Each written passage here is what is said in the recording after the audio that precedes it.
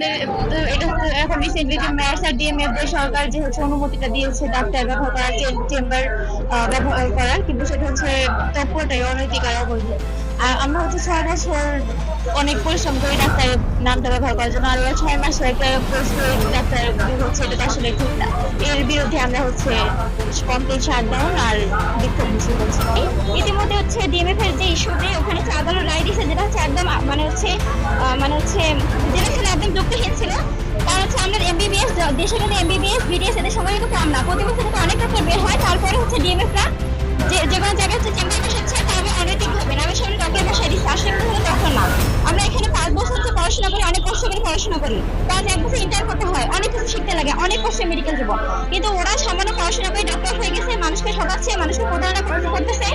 এমনিতে চেম্বার বসাই দিচ্ছে যেখানে সেখানে নামের সঙ্গে ডক্টর লাগাই দিচ্ছে, যেটা একদমই বর্তমানে সমাধান করা দরকার। কারণ স্বাস্থ্য খাতের এই যে এরকম যে ভঙ্গুর অবস্থা, সেটা ওদের কারণে হয়েছে। কারণ যদি সরকারি ভাবে মেডিকেল ডাক্তার এমবিবিএস ডাক্তার যদি 4 মাসে নিয়োগ দেয়, তাহলে এই সংকটটা থাকবে না। ওদের কোনো দরকারই নাই।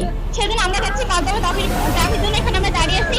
আর আমরা চাই যে ডিএমএফ এর যে মানহীন যে ম্যাচ, এগুলো চিরতরে বন্ধ হয়ে যাও। আর বিশ্বের কোনো দেশে এটা নেই, শুধু বাংলাদেশেই আছে, আর যেটা একদমই অজরুরি। সেজন্য আমরা আমাদের 5 দফা দাবির পক্ষে এখানে দাঁড়িয়েছি।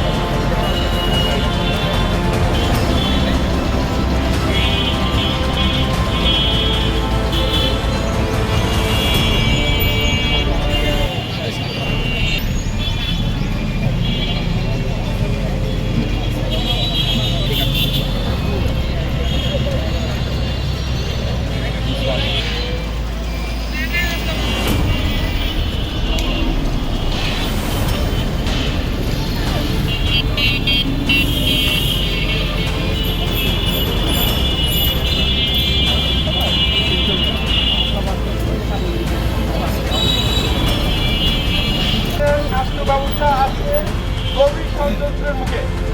আমাদের